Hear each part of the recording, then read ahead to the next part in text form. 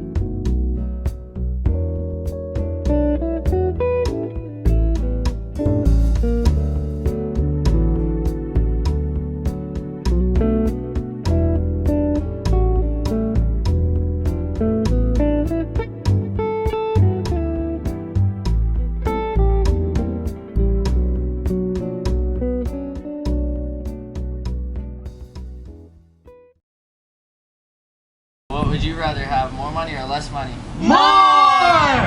Well, what would you guys do with more money?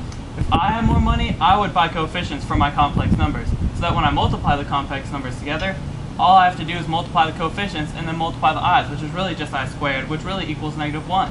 So it's basically the negative product of the coefficients. But what about division? What would you do then? I mean, I guess you just divide. Well, you're just dividing, which is basically the same thing as a fraction. So you just multiply by the conjugate over the conjugate, and of course the conjugate is just the opposite of what's on the bottom of your fraction. And when you multiply, the bottom it just cancels out. So you solve as much as you can.